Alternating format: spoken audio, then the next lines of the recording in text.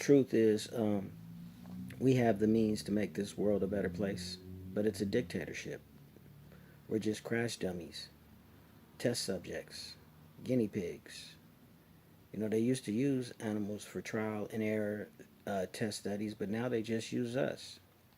We are the experiments. AZT, which was originally a cancer drug, was originally developed in the 1960s by the US, but it didn't work. 2 decades later, Burroughs Wellcome Pharmaceutical Company began massive testing of a potential anti HIV agent, something called Compound S, a remade version of the original AZT compound. Internal documents showed after this company knew positively, absolutely knew that they had a medication that was infected with the AIDS virus, they took the product off of the US market and then dumped it in the French, Europe, Asian, and Latin American markets. The government allowed it to happen. The FDA allowed it to happen. And now the government's completely looking the other way. Thousands of people died. The company knew that it was absolutely infected with the AIDS virus, but they still dumped it because they wanted to turn this disaster into a profit. So you see, you have built-in corruption. A democracy is not possible in a monetary-based economy. No honor among thieves. It's always a dictatorship of the elitists. People are making the people who are making millions as a part of the money circle. The presidential elect, congressmen, congresswomen, Pelosi, the presidents of different nations, presidential candidates. I'll just say the rich, because no retail average Joe Schmo investor is getting any privy information beforehand to capitalize on gains. That's why the presidential candidates, congressmen, and the elite are always extremely wealthy people with the same broad social views, plans that they have, that have been pre-decided by the established financial actual powers that actually run the show. If you could get an honest, ethical politician in power, that'd be today. But if it was a possibility, there would be some type of normalcy. But that's another fallacy. Politicians and the elite have no idea what really makes our world go round. Why would they? They're rich. But it's not politicians that can, change or solve the problems. It's the people, as well as it's the technicians and the technology that provide solutions. With technology, we can invent things to simplify problems and making things in life more efficient. We have all the means to make the world a better place. More efficient and basically, to our benefit. Because of the monetary control by the elite and their fight to hold on to the money and the power, we are subject to new laws, rules, regulations to appease the agenda. It's absolutely not about abundance. It's based on the laws of supply and demand, which is actually a negative thing due to greed and manipulation and lack of honesty and integrity.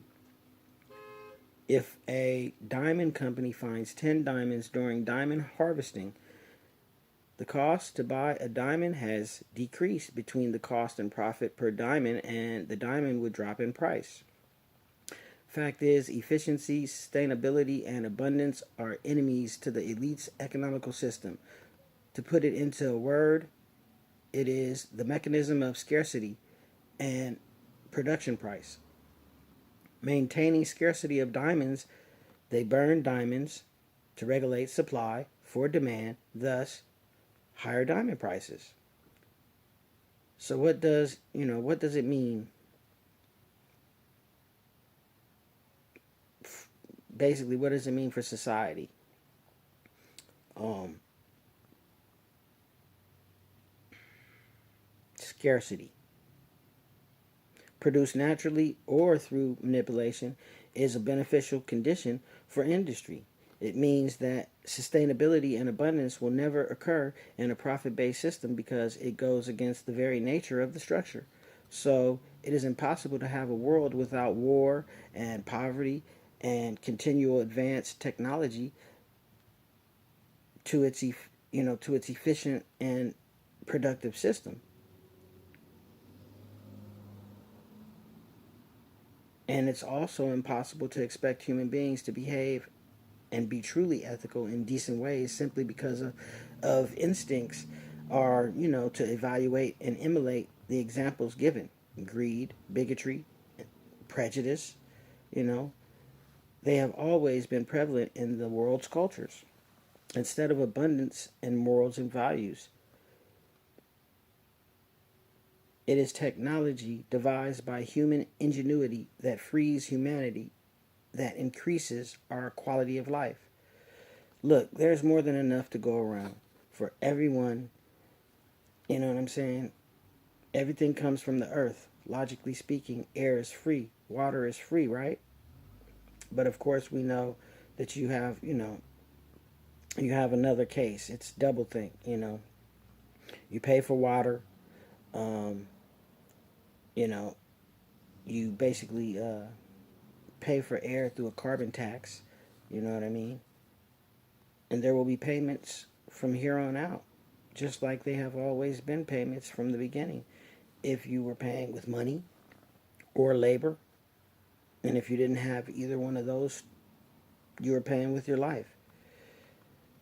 They're mainly looking to change the way people live, a resource based economy, and a monetary system. Basically, where both systems still cause a problem without a leader.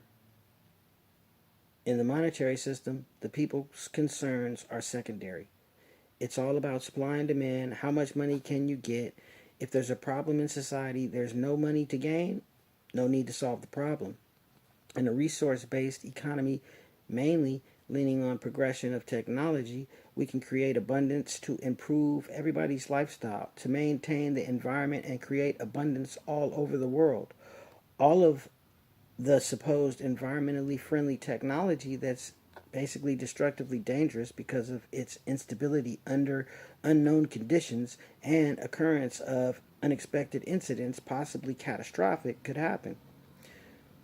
With these alternative energy solutions pushed by the establishment, such as hydrogen, biomass, and even nuclear, are highly insufficient and dangerous. They exist only to perpetuate the profit structure that industries created to fill their own pockets. When we look beyond the propaganda and self serving solutions, viable options, solar energy is radiant light and heat from the sun that is harnessed by using a range of technologies such as solar power to generate electricity, solar thermal energy, including solar water heating and solar architecture. The sun powers the planet, you know what I mean?